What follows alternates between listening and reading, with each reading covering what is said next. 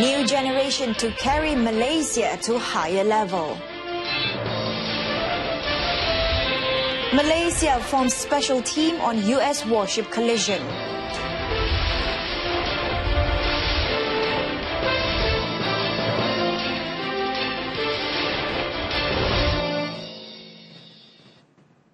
Thank you for choosing the evening edition of News on 2. I'm Renee Fong. Prime Minister Datuk Sri Najib Tun Razak today expressed hope that the country's new generation will continue to be the catalyst which will carry Malaysia to a higher level. He added that they should take note of the difficulty faced by the country in achieving independence and maintaining it for 60 years. Datuk Sri Najib said that the young generation today are the generation of the National Transformation TN50, which will carry the country's name in the international stage. Kita adalah generasi penyambung, penerus, dan generasi yang akan datang, generasi TN50 yang akan membawa negara kita ke hadapan. Ingat kata-kata, perjalanan diteruskan. Perjalanan kita perlu kita teruskan. Perjalanan kita akan teruskan sehingga Malaysia sampai ke puncak kejayaan. Various platforms have been provided by the government, especially for the young people, to achieve success. He said this during the full rehearsal for Independence Day celebrations at Dataran Merdeka today.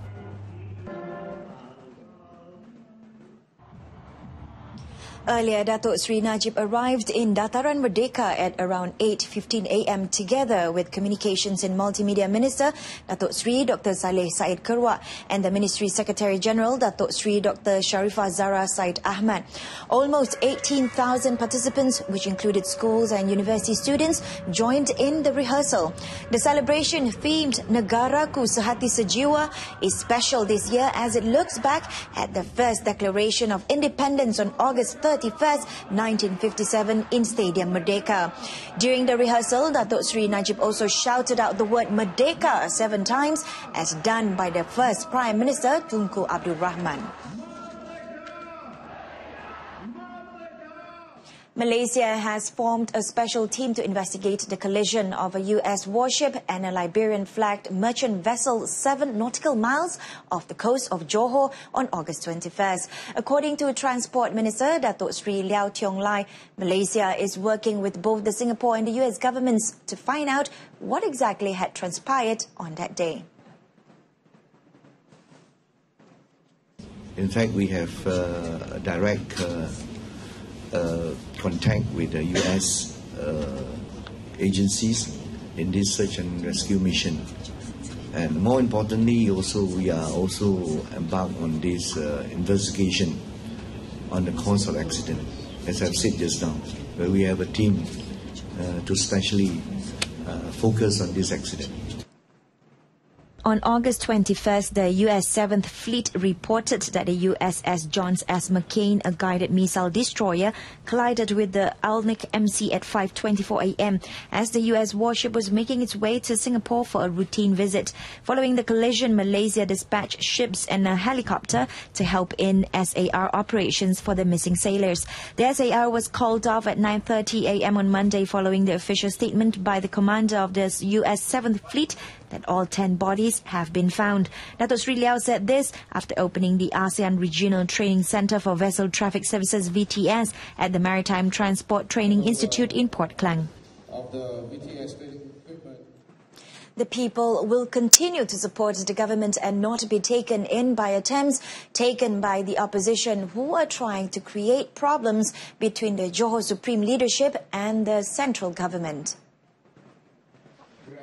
UMNO Vice President Datuk Sri Hishamuddin Tun Hussein said the current relationship between the central leadership, the Menteri Besar of Johor, Datuk Sri Muhammad Khalid Nordin, and other state leaders continue to remain good. Dapat dekat dengan pilihan raya inilah spin mereka. Jadi jangan kita ikut-ikut kerana di bawah ni bila kita turun kita lihat bahawa peneroka-peneroka tahu siapa yang membela mereka selama ni. Datuk Sri Hishamuddin said this when met by the media at Felda Ulu Penggeli, Kluang in conjunction with the deed submission to over 600 Felda settlers in Ulu Penggeli, Kampung Ilham and Kampung Sri Cahaya by Datuk Sri Muhammad Khalid Nordin today. Retiring Inspector General of Police Tan Sri Khalid Abu Bakar paid a courtesy call on Prime Minister Datuk Sri Najib Tun Razak and his office in Putrajaya today. Tan Sri Khalid retires on September 5th after 40 years of service with the Royal Malaysia Police PDRM. Tan Sri Khalid, who began his career with PDRM in 1976, had served in various capacities, including as Chief Police Officer of Negeri Sembilan in Selangor, as well as the Deputy Director of the CID at Bukit Aman. He was made Director of Internal Security and Public Order at Bukit Aman in 2010 and Deputy Inspector General of Police in April 2011. Tan Sri Khalid was appointed the Inspector General of Police on May 17, 2013, succeeding Tan Sri Ismail Omar. Last week, Deputy Prime Minister and Home Minister Datuk Sri Ahmad Zahid Hamidi said the Police Commission will hold a meeting on September 4th to select a successor to Tan Sri Khalid. He said the name of the successor would be presented to the Yang di-Pertuan Agong Sultan Muhammad V for His Majesty's consent before the official appointment was announced. All 457 evacuees of the Sipitang floods that occurred yesterday sheltering in relief centres in Sipitang and Tenom will be allowed to return to their respective homes today as early as 11 a.m. All flood relief centres were eventually fully closed by 1 p.m. Sipitang Assistant District Officer Development Matlin Dullah said the good weather seen this morning was a clear indication that flood waters had receded. About 181 evacuees from 55 families placed at Sipitang Multipurpose Hall yesterday were today allowed to return home. Tenom District Officer Madiem Layapan said all 276 evacuees at Kampung Ponon Tomon and Kampung Labut 2 relief centres were also allowed to return home. Residents in low areas are reminded to always be cautious and obey instructions from the authority to avoid any difficulties and unwanted incidents. The Pahang Social Welfare Department JKM has applied to the courts for a temporary custody of the baby found abandoned in Muazzam Shah, Pahang on Saturday. The custody is filed under the Child Act 2001. The baby has also been named Muhammad Ehsan Adha in conjunction with the coming Aidil Adha celebration. Muhammad Ehsan Adha is currently receiving treatment at the Muazzam Shah Hospital before being handed over to Pahang JKM, where he will be placed in a nearby JKM institution. On Saturday, a Pakistani man discovered a baby believed to be a day old wrapped in plastic near some bushes. Welcome back. Amendments to the Price Control and Anti-Profiteering Act 2011 will be tabled in Parliament by the end of November, aimed at tackling manipulation by middlemen. Deputy Prime Minister Datuk Sri Dr. Ahmad Zahid Hamidi said the amendments were to improve and tighten the Act towards tackling the issue of rising costs of living in an integrated manner. Speaking today, Datuk Sri Dr. Ahmad Zahid said the Agriculture and Agro-Based Industry Ministry, together with the Domestic Trade, Cooperatives and Consumerism Ministry, had been instructed to discuss a new law that will be able to monitor prices set by middlemen who have been manipulating the market supply and demand factor.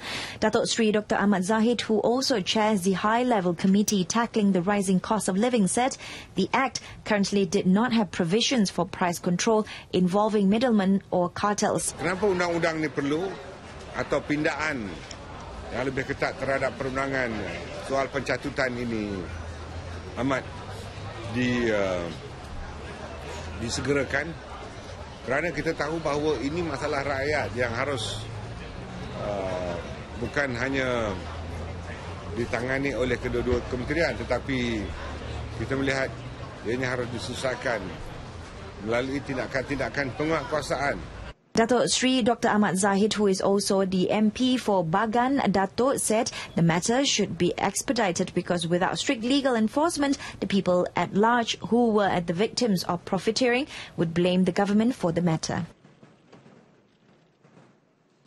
Malaysia will not arbitrarily issue the United Nations High Commissioner for Refugees UNHCR card to the Rohingyas who have sought refuge in the country.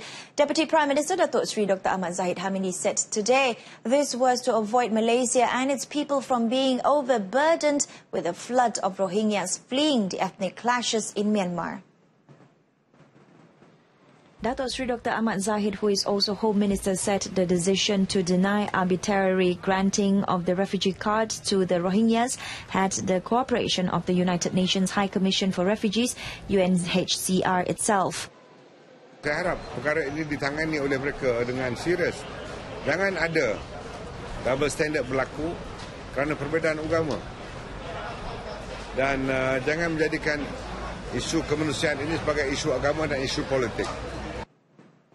Datuk Sri Dr. Ahmad Zahid also urged Myanmar State Councillor Aung San Suu Kyi to restore the image of a country tarnished by the clashes in Rakhine State.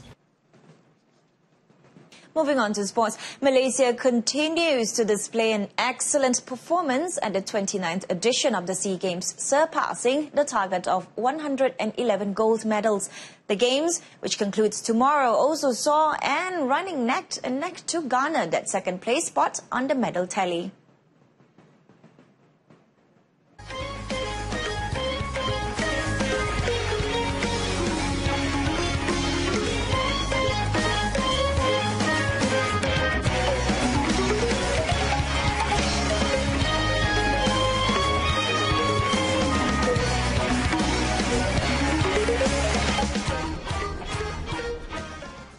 Malaysia continues to bag more gold medals on the penultimate day of the 29th SEA Games, adding to the 111 gold medal target achieved last night. Medals were won today in badminton, sailing and cycling. And for the latest on the ongoing 2017 KL SEA Games, I now hand over to Amin Carlos, who's now at the International Broadcast Centre IBC, which is located at the Malaysian International Trade and Exhibition Centre MITEC in Kuala Lumpur. Carlos, over to you.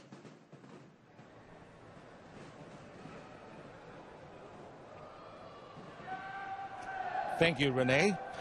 In badminton, youngster Goh Jin Wei proved to be better than his senior teammate Sonia Chia in the women's singles final after beating Sonia in straight sets at the Axiata Arena in Bukit Jalil today. The 17-year-old overcame Sonia, 24, with relative ease 21-11, 21-10. Losing semi-finalists Gregoria Marinska Tunjung of Indonesia and Thailand's Pompawi Chuchuwong shared the bronze. Meanwhile, national mixed doubles Goh Soon Huat Chevron Lai settled for the silver medal after losing to their Thai opponents at the SEA Games today. The gold went to Depchapol Pavanarugro and Sapsiri Teratanachai after taming the national pair 21-15, 22-20 at Arena Axiata in Bukit Jalil. Another mixed doubles of Chan Peng Soon and Chia Yi Si shared the bronze medal with another Thai pair, Bodin Isara and Savitri Amirat Pai, on Monday. Peng Soon and Yi Si lost to Dechapol and Sapsiri 16-21, 21-18, 21-23, while Soon Huat and Chevon beat Bodin and Savitri 18-21, 26-24, 21-18 in the semi-finals. Well, despite not making it to the podium today, Muhammad Eri Hidayat, a last-minute call-up to the SEA Games weightlifting squad, will manage a new personal best of 130 kilograms in the snatch and 156 kilograms in the clean and jerk. For that, Mohana Priya has more. With me right now is Eri Hidayat, Malaysia's youngest weightlifter at the SEA Games. And Eri, thank you for being with us. Eri, it was a last-minute call-up for you to enter the SEA Games, the 29th SEA Games. What was your preparation like, and what do you think it was adequate? Mula-mula saya dapat terima tawaran main SEA Games ni sebab Afifi injured kaki dia. Lepas tu saya dapat disuruh main SEA Games. Dalam time tu dah raya. Lepas tu saya dah terpaksa saya training time raya tu. Lepas tu terbang pergi Korea untuk training sebulan preparation untuk SEA Games. Balik pada Korea, saya ada light training pergi Sabah 2 minggu. Saya prepare, lepas saya performa dekat SEA Games ni untuk buat angkatan yang pecah rekod peribadi. So you're happy with your progress today? How did you do today? Happy. Di event yang snatch, saya tak berapa nak puas hati sebab tak dapat pecah rekod 130 kg tu. Tapi clean jerk saya dapat pecah rekod peribadi 156. Sebelum ni 150 je saya boleh buat. Hari ni 156 kg saya boleh buat di SEA Games. And what inspired you to get into weightlifting? Ayah saya yang beri saya inspirasi untuk mengangkat berat ni. Daripada saya skor rendah, saya minat. Dia tolong ajar saya. Dia main zone. Lepas tu saya training, dapat tawaran untuk main negeri. Saya main Sukma dalam time form 5, dapat nombor 1. Lepas tu saya training, dapat ni first time international saya SEA Games. Main untuk negara. And I'm sure the experience that you got here is beneficial for you. We wish you all the best in your future endeavours in the weightlifting career. If that's going to be your career, we wish you all the best. And that's it from us. I am Mohana Priya for News on 2. The national track cycling team continued their winning streak when they raked in another 2 gold medals at the National Velodrome in Nilai Negeri Sembilan today. The 2 golds are through the women's 500-meter time trial by Fatihah Mustafa and Muhammad Fadil Muhammad Zonis in the men's 1-kilometer time trial. Fatihah created a new national record of 34.542 seconds in the race, which was 0.125 seconds faster than the national record she set in the 2014 Commonwealth Games in Glasgow. In the race, Fatihah led 7 other riders, including national cyclist Anis Amira Rosidi, who took the 4th place in 36.476 seconds. The silver and bronze medals went to Indonesia's Chris Monita Dwi Putri with a time of 36.165 seconds and her compatriot Satya Trikusuma, who came in 3rd in 36.345 seconds. Meanwhile, Muhammad Fadil bagged the goal in the men's 1-kilometer time trial in 1 minute 01.889 seconds, while Muhammad Shah Firdaus Shahrom clocked 1 minute 02.356 seconds for the silver, and the bronze medal went to Singapore's Muhammad Ilyas Muhammad Yusof with a time of 1 minute 03.929 seconds.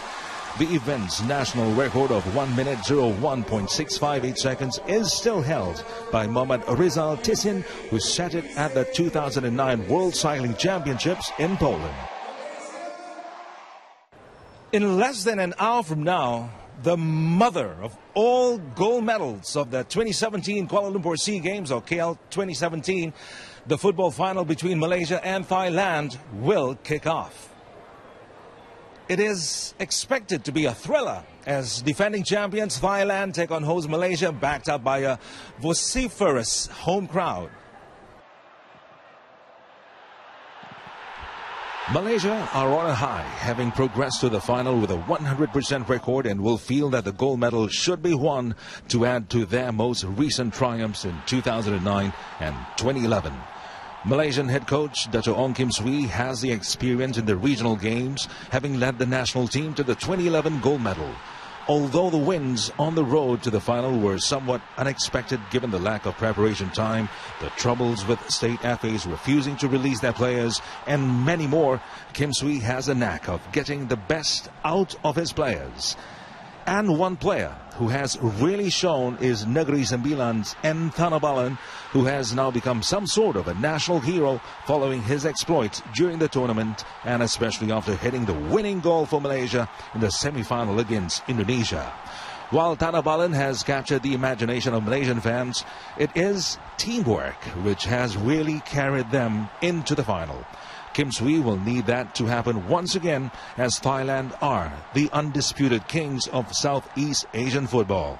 Stopping Thailand will indeed require a massive effort, as Warawut Srimaka's team have grown in strength after an indifferent start to their bid for a 16th SEA Games gold medal. It will definitely be a fiesta of football, as almost every Malaysian, and for that matter, Thais, will be in front of their TV sets to watch tonight's final. So don't forget to stay tuned to TV2 as we bring to you live from the Shah Alam Stadium at 8:45 p.m. the SEA Games football final. And I hope you'll catch us all on TV2 at 8:45 for the live telecast of the finals. It's over to you, Renee. Thank you, Carlos and Mohana. And that concludes this evening's News on 2. In our top story, Malaysia forms special team on US warship collision. Join us again at 12:30 tomorrow afternoon. I'm Renee Fong. Thanks for watching and have a pleasant evening.